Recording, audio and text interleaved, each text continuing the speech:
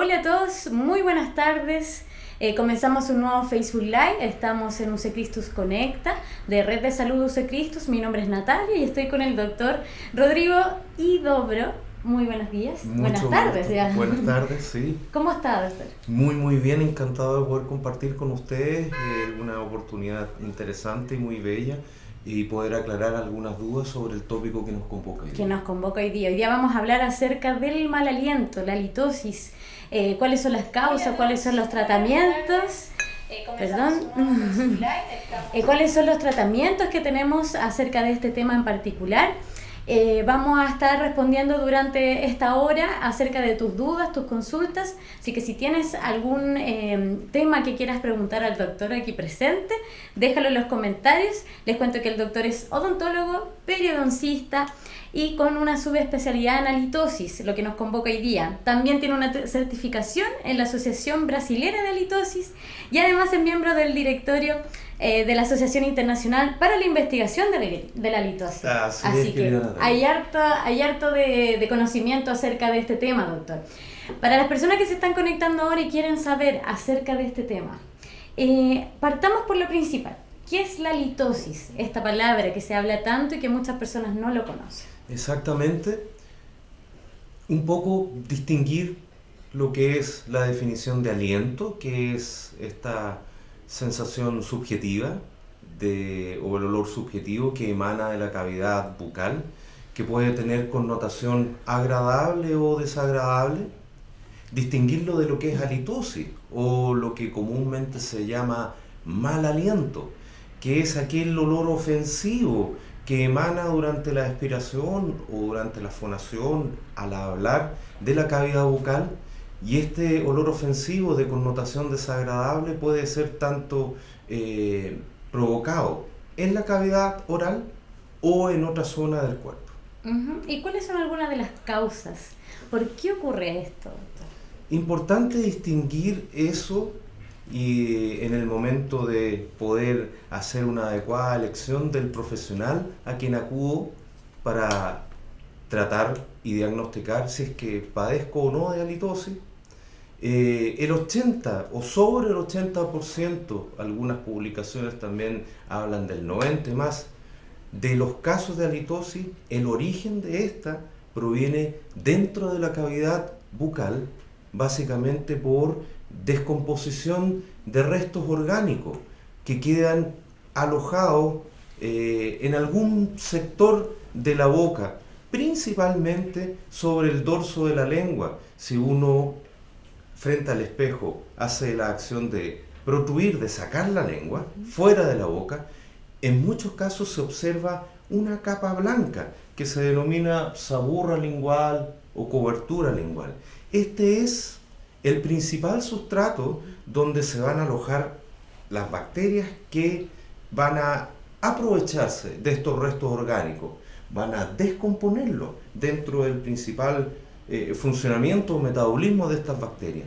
Y producto de esta descomposición o de este proceso bioquímico se liberan gases volátiles de connotación desagradable, principalmente compuestos volátiles con azufre, sulfurado, básicamente sulfuro de hidrógeno y metilmercaptano, el olor a huevo podrido, el olor a feca. Y eso en el momento de hablar, uno lo expira y eso se constituye en el signo de halitosis. Si te estás conectando recién a nuestro Facebook y también a nuestro Instagram, que estamos en vivo en ambas plataformas, estamos hablando acerca de la halitosis, el mal aliento, cuáles son las causas, los tratamientos. Estamos con el doctor Rodrigo Huidobro. Él es odontólogo y periodoncista con la subespecialidad en halitosis. Estamos resolviendo tus dudas, deja en los comentarios todas las preguntas que nos quieras dejar y vamos a estar respondiendo en vivo. Recuerda que si no alcanzaste a conectarte desde el inicio, en la sección de nuestros videos en Facebook puedes volver a revisarlo. Doctor, ¿existen diferentes tipos de halitosis o hay una sola? Así ya lo mencionábamos. Principalmente es parte de todo lo que constituye el mito en relación a este tema, a este tópico. Decimos los que nos dedicamos al tratamiento de este signo de halitosis, que halitosis debiese ser el último tabú. lo hablamos abiertamente, evitamos incluso hablar de mal aliento porque es de alguna manera categorizar inmediatamente al paciente peyorativamente de malo o bueno. Claro. Hablamos de trastorno porque tiene solución si la causa es identificada adecuadamente. La principal cavidad o parte del cuerpo desde donde se origina halitosis es la boca. Por lo tanto, 8, 9 de 10 pacientes tienen halitosis de origen intraoral. Hablábamos de descomposición de restos orgánicos, principalmente sobre el dorso de lengua, pero también en otras zonas, entre medio de los dientes. Muchos de nuestros pacientes hacen el ejercicio de pasar una seda dental, claro, entre medio de los dientes y luego olerla, y tiene esta, cuando hay enfermedad principalmente también relacionado muy importantemente con mi primera especialidad, la especialidad que trata las enfermedades de la encía, halitosis es muy relacionado con eso. Solo el 5-10% de los trastornos del hálito provienen de otras zonas, principalmente dentro de este 5-10% vía aérea alta. En el Facebook Live pasado tuvimos la oportunidad de ver a la doctora Claudia González, que nos hablaba de roncopatía, roncopatía y boca seca halitosis. Otras enfermedades de la vía aérea alta, como son rinitis, sinusitis, fundamentalmente aquellas, porque determinan lo que técnicamente se llama descarga posterior o el moqueo posterior, tragar mucosidad, lo que en definitiva pasa a constituir el principal sustrato proteico orgánico que van a ocupar estas bacterias bucales. Hago un paréntesis, después del colon, que es la tripa que nos lleva las fecas hacia afuera del cuerpo, la cavidad bucal se constituye como el segundo lugar más contaminado del organismo. Por lo tanto, hay una inmensa variedad de especies bacterianas, y dentro de estas, aquellas que les gusta alimentarse de proteínas. Por lo tanto, los restos de alimento, la saliva espesa, este moqueo posterior constituyen el sustrato fundamental como para que se realice este proceso bioquímico de putrefacción y por lo tanto emanación de estos compuestos volátiles sulfurados. De tal manera que la vía aérea alta sería en menor grado un segundo lugar o anatómico desde donde podría originarse también o ser una covariable. Y el tercer lugar de origen es la vía digestiva alta, enfermedades relacionadas, gastritis o reflujo gastroesofágico. No es que todos los pacientes que tengan gastritis o tengan reflujo gastroesofágico también van a tener halitosis o su hálito con trastorno.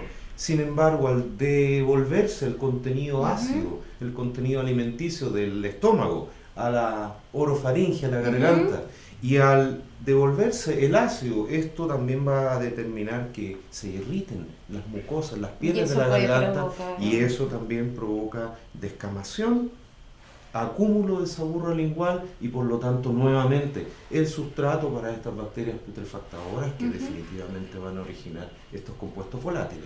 Doctor, ¿cuándo hablamos de halitosis? Porque puede ser que a lo mejor ingerí un alimento o por ejemplo, gente que fuma, que mantienen un aliento, pero momentáneo, como el aliento malo. ¿Cuándo sé que yo tengo un problema de halitosis? Ejemplo, yo como pescado un día, como ajo, como cebolla, fumo y naturalmente voy a estar un periodo de tiempo metabolizando lo que hablamos, lo que se conoce técnicamente como una halitosis metabólica, que uno está expeliendo no solamente por el hálito, muchas veces hasta el propio olor corporal, el sudor huele a ajo o por la nariz a través de la respiración. Muy buen dato.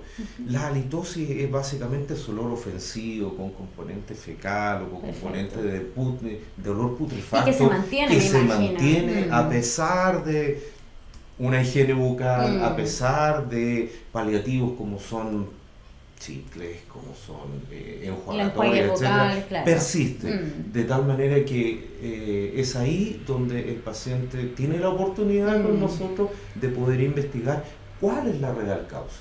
Hay una pregunta muy importante, a lo mejor las personas que están en este momento viendo dicen, bueno, yo tengo este problema, pero ¿a quién acudo? ¿Cuál es mi primera consulta? ¿Cómo es el proceso, doctor? Vamos a hablar desde cerca de la casa, acá en la Red Salud UC. Tenemos ya constituido hace más de 10 años un grupo con el cual interactuamos en forma multitransdisciplinaria, de lo cual solo se beneficia el paciente porque es abordado en forma integral. Con gastroenterólogo, con otorrino, coordinando desde el odontólogo, en este caso de mí.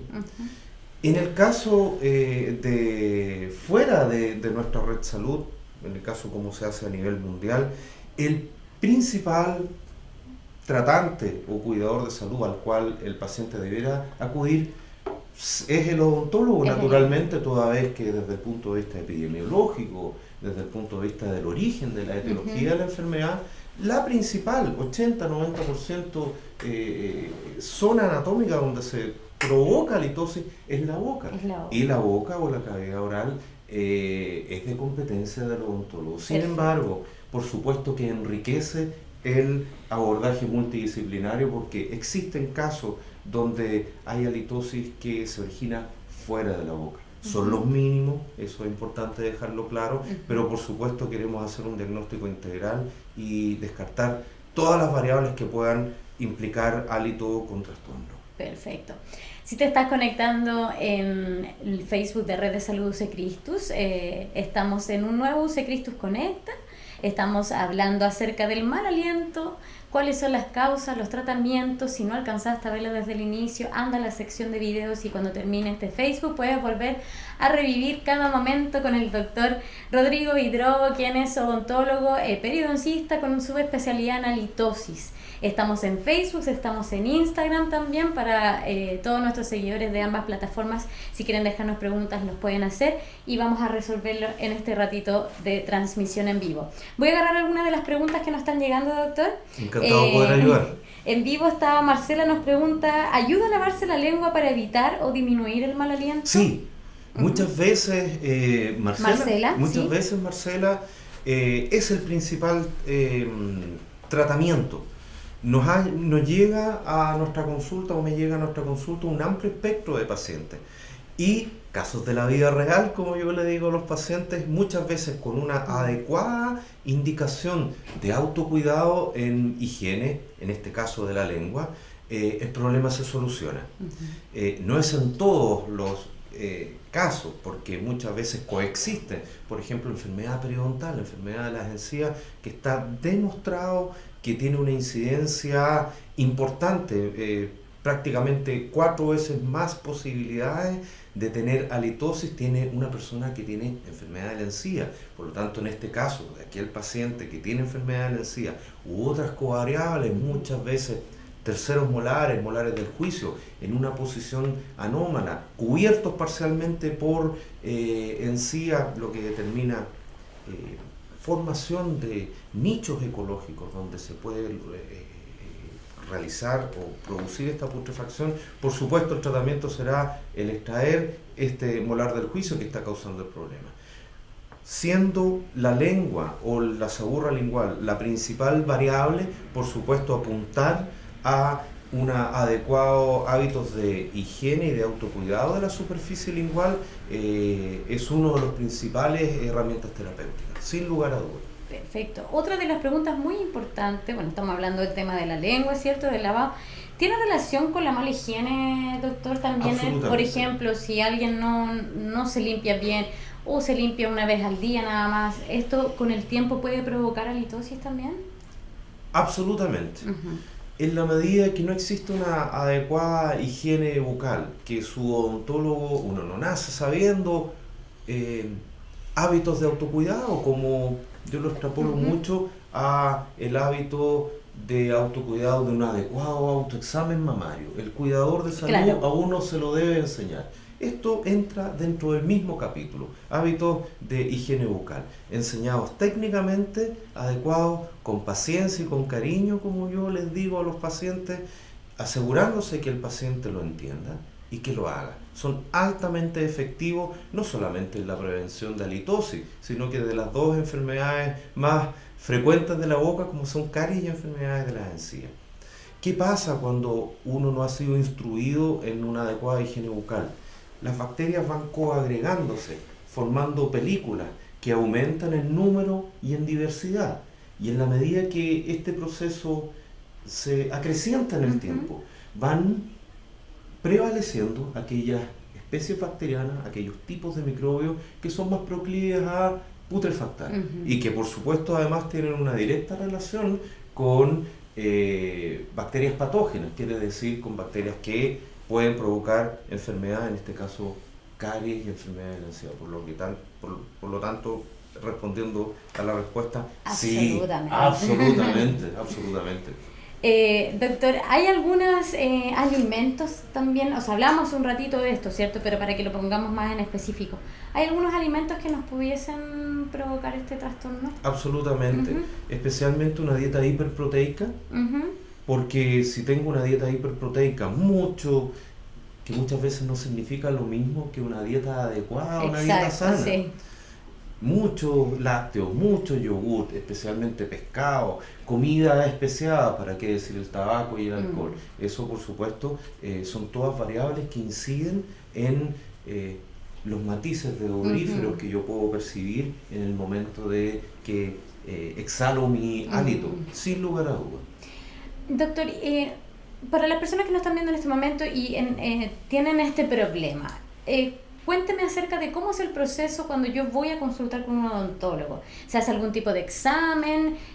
¿Revisión solamente del tema de las encías? ¿Cómo es el proceso? Uno en general, cuando acude un enfermo por halitosis o no, trata de hacer una anamnesis, una revisión histórica del paciente en orientación de medicina, odontología individualizada, lo más completa posible. Cada uno de estos aspectos, hábitos de sueño, hábitos laborales, de dieta, etcétera, son pequeños aportes que van a incidir luego en los mejores resultados. En el caso de un paciente halitosis, lo primero que se hace es un adecuado examen estomatológico, bucal, desde extraoral hasta intraoral dentro de la boca, examen en orientación de la existencia de las dos enfermedades más frecuentes, caries y enfermedad de la encía, pero también otras variables como cómo está la calidad de su saliva, cómo están las pieles dentro de su boca, hay descamación o no, de qué tamaño es su lengua, es una lengua más bien de pelo más largo o una lengua de pelo más corto, hay otras coexistencias de problemas de la vía aérea alta, reflujo gastroesofágico. Y luego los exámenes gold standard, validados, reconocidos para la detección de un hálito con trastorno o halitosis, son dos. Primero, el examen organoléptico. Un juez organoléptico, en este caso calibrado. Aprovecho de enviar un reconocimiento al Centro de Aromas y Sabores del DICTUC, que en este caso me calibra a mí, igual como se calibran los perfumistas, los enólogos en odoríferos agradables, los jueces organolépticos, que son aquellas personas que detectan cualitativa y cuantitativamente el hálito de una persona, bajo este examen estandarizado, nos calibramos para odoríferos de olor ofensivo, el olor a feca, el olor a sulfuro, etc. De tal manera que el paciente cuando llega en condiciones estandarizadas, ejemplo, le damos las indicaciones un día o un tiempo previo, debe venir sin perfume, sin cosmético, habiendo desayunado, porque también hay un olor a ayuno, un aliento a ayuno, sí, claro. Sin haber ingerido alimentos de connotación digamos, de aroma muy intenso, como son la cebolla, el ajo, otras especies, sin haber fumado. Y en ese momento, mediante condiciones estandarizadas, él expele el aliento y nosotros percibimos y categorizamos: hay aliento hay olor ofensivo, no lo hay, velocidad de propagación, si esto es a distancia de intimidad, Claro. si a distancia más que social, o definitivamente en los casos más extremos se percibe ya en ambientes incluso abiertos, uno puede percibir estos trastornos de aliento. ¿Y esto lo hacemos en nuestra...? Por supuesto que nosotros lo hacemos, siendo el gold standard, se debe hacer, no hay análisis instrumental mejor que la nariz de un juez calibrado, porque si no los perfumistas, los enólogos serían máquinas. Claro. Habiendo dicho eso, toda clínica de halitosis que se precie de tal es deseable que tenga un análisis instrumental. Hay varios aparatos que están en el mercado que nos otorgan una cantidad, un número, Perfecto. que a partir de tal umbral se puede considerar halitosis y bajo ese umbral es un hálito normal. Básicamente son sensores químicos que detectan, no como el olfato entrenado, los principales componentes químicos que están identificados ya y que pueden existir en halitosis. Perfecto, entonces ya saben, todas las personas que nos están viendo, las recomendaciones del doctor es principalmente asistir a un odontólogo, ¿cierto? Si tienen la duda de tener un trastorno de halitosis, y posterior a eso se van a hacer los exámenes específicos para cada persona, ¿cierto? Principalmente descartar problemas de salud. Exacto. 8 de 10 pacientes o un gran porcentaje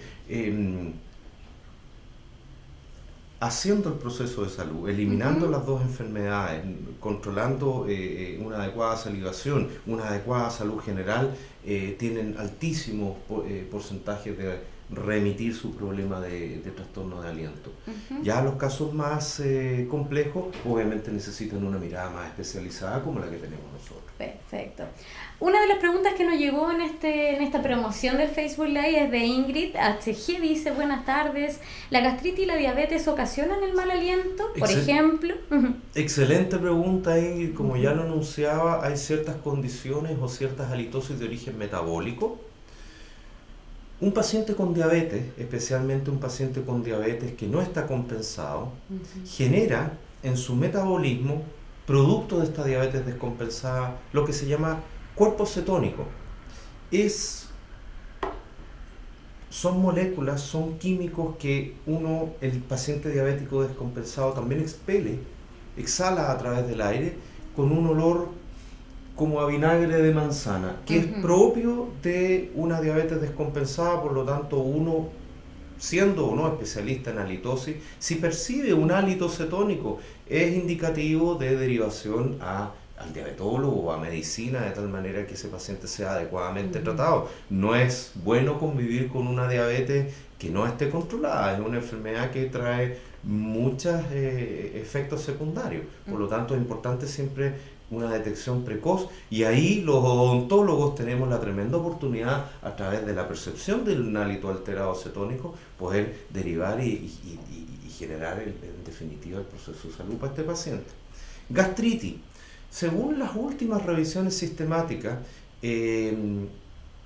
la bacteria que se relaciona con gastritis, que es el Helicobacter pylori, su presencia está relacionada con halitosis, básicamente por dos procesos, porque el mismo proceso de gastritis y o reflujo gastroesofágico devuelve contenido del bolo alimenticio del estómago a la orofaringe, a la garganta, los que quedan atrapados ahí y sirven de sustrato para estas bacterias putrefactadoras.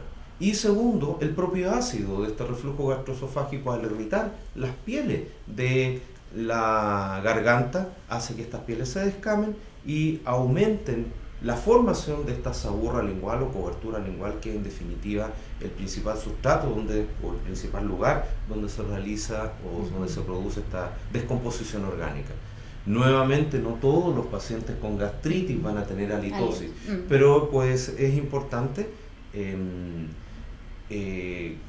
La gastritis, reflujo gastroesofágico y cáncer gástrico son enfermedades lamentablemente altamente prevalentes en Chile, de alta mortalidad. Por lo tanto, es importante, al signo de halitosis, preguntar, seguir indagando. Muchas veces el uso de los medicamentos, la terapia de erradicación que nuestros colegas gastroenterólogos usan para eliminar esta bacteria, el Helicobacter pylori, y de esa forma sanar a los pacientes con gastritis, adicionalmente también genera una remisión de halitosis, cuando esta halitosis tiene un componente, una variable de origen fuera de la boca.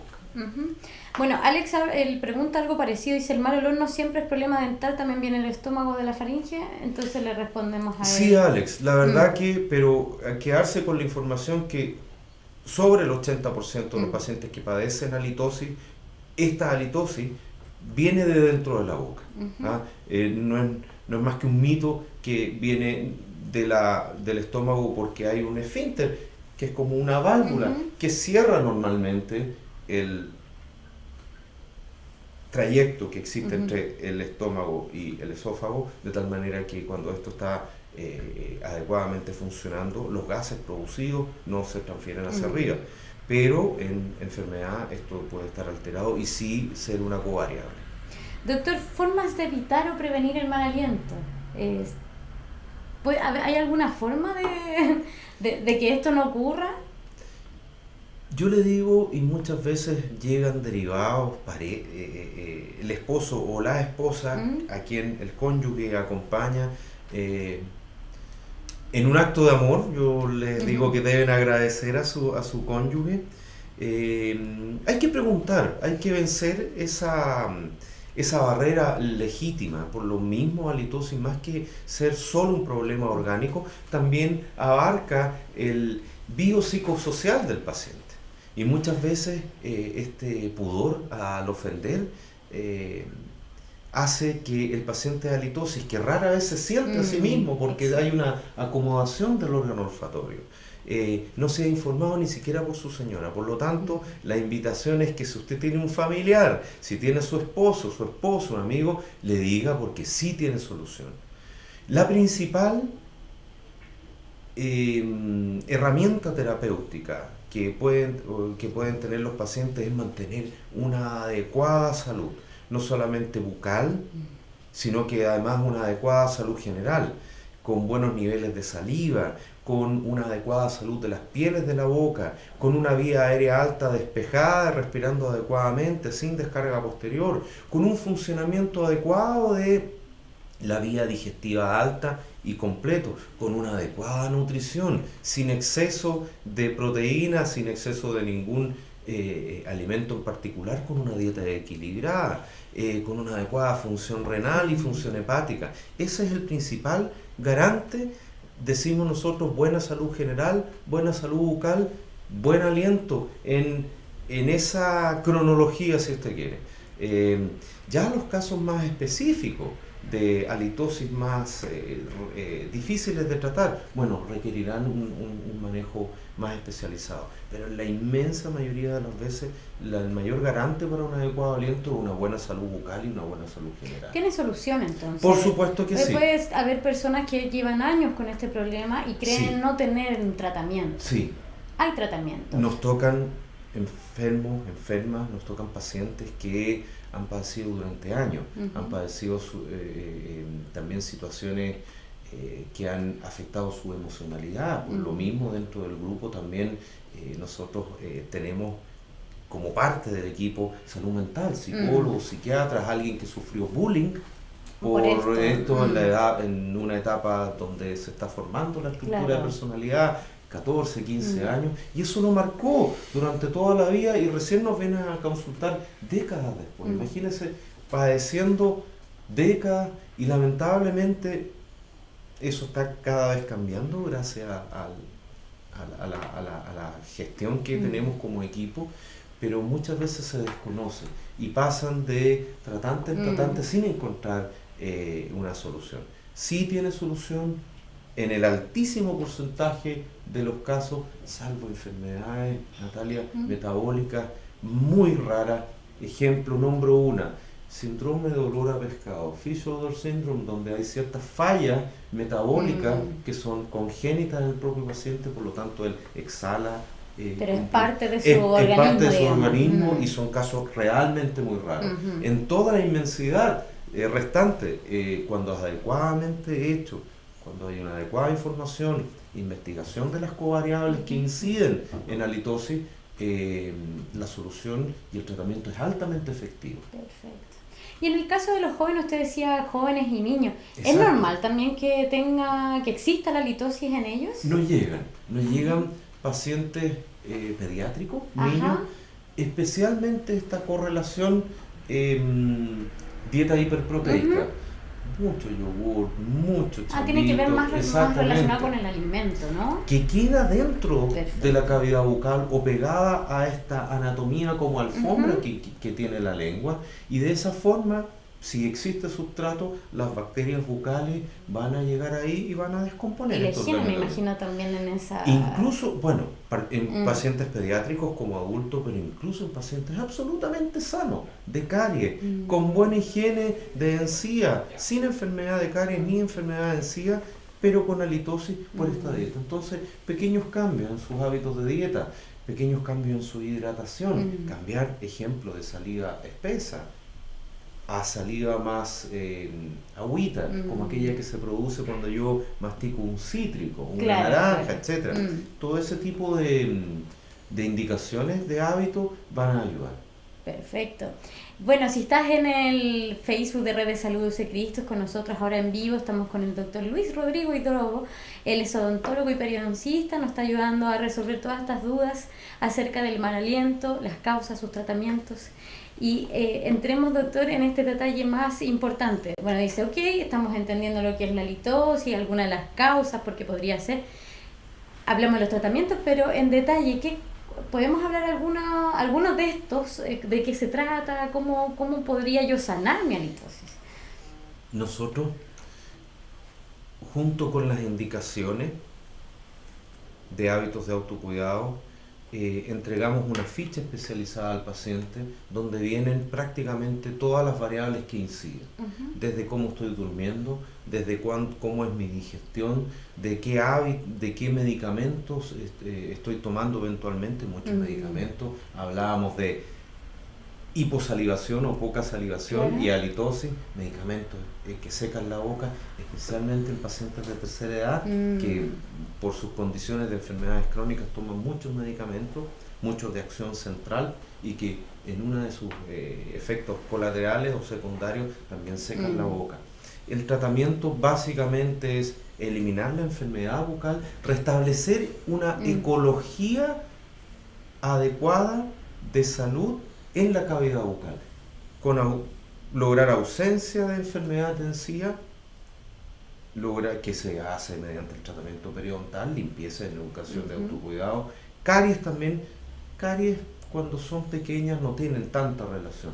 Cuando hay una caries cavitada, un hoyito dentro del diente, producto de la destrucción cariosa, donde se pueden retener restos de alimentos, es en ese estadio de las caries que pueden influir, pero poca relación si son caries pequeñas. Salivación, dieta y evaluar las cavidades anexas a la cavidad bucal, como decíamos, vía digestiva alta y vía aérea. Todos esos factores en conjunto, actuando ordenadamente y sinérgicamente, llevan a una alta tasa de éxito del tratamiento de los trastornos de hálito y buena salud general y buena salud bucal, por lo tanto, también. Perfecto. Hay algunos implementos como por ejemplo el chicle o el enjuague bucal. Exacto. Que hay personas que lo ocupan constantemente para que se elimine el mal aliento. ¿Nos ayuda de algo? Muy importante. Esos entran dentro del campo de lo que nosotros denominamos los paliativos. Muchas veces estos paliativos, especialmente enjuagatorios o químicos, que en sus composiciones pueden tener ingredientes tipo lauril sulfato de sodio, que es el espumante del jabón, del detergente, de la pasta de dientes, es altamente irritante este lauril sulfato de sodio. Si vemos, ejemplo, los productos dermatológicos que se ocupan para tratamiento, ninguno hace espuma, porque esta espuma es irritante. Si esta espuma de estos químicos, tanto enjuagatorio o pasta de dientes, en un paciente susceptible, se ocupan muy prolongadamente, tienden a provocar irritación de las pieles de la boca, y si una piel se irrita, naturalmente se descama.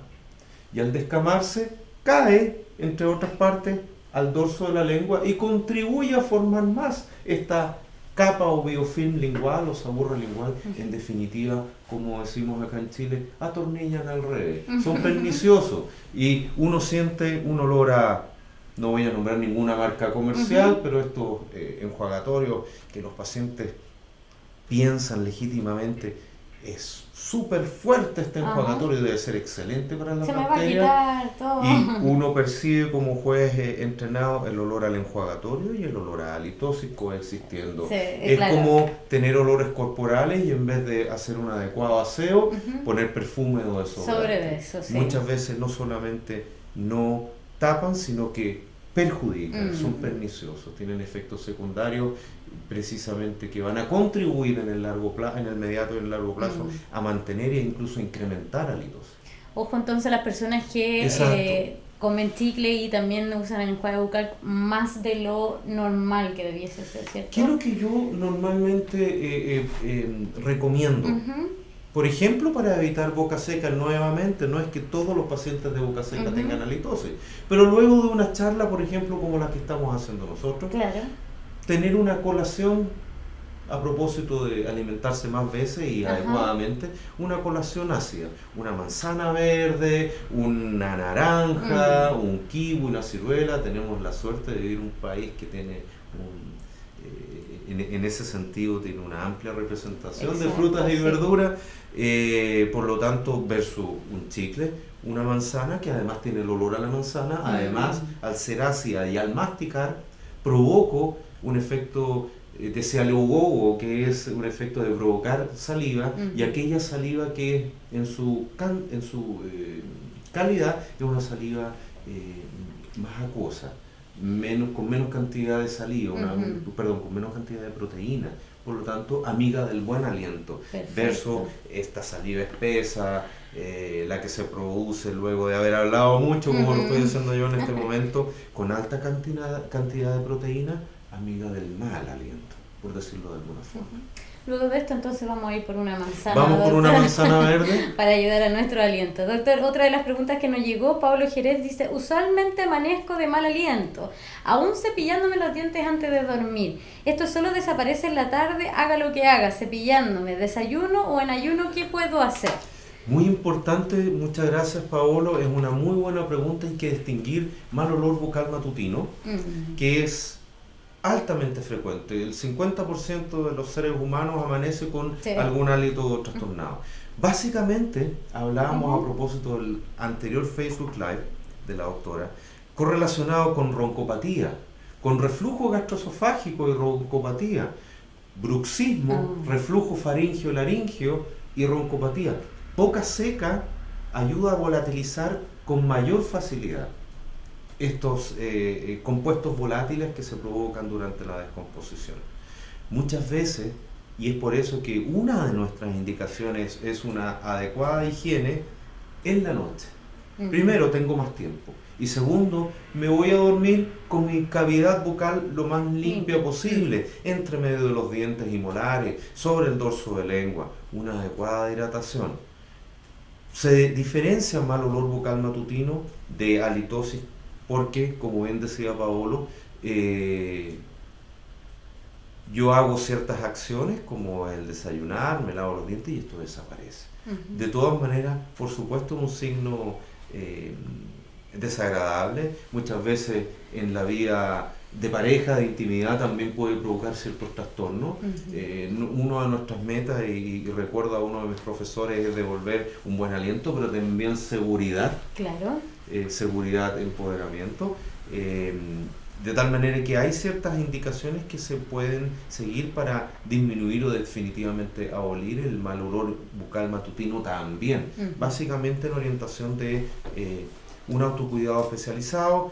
Obviamente si yo en la noche ingerí pescado, al otro día, o alcohol, o cigarro, al otro día, por supuesto, absolutamente voy a amanecer con un hálito transitorio. Entonces, son un montón de covariables que se pueden ver, se pueden analizar. Doctor, para ir cerrando este Facebook Live, en términos de la higiene, ¿qué es lo recomendado? ¿Lavarse los dientes cada vez que como? ¿Una vez, dos veces? ¿Cuál es lo realmente recomendado para las personas? Yo le digo a los pacientes, y la recomendación técnica es un poco olvidarse de esto, del concepto del siglo XX o lo que aparece en televisión de lávese los dientes después de cada comida. Claro.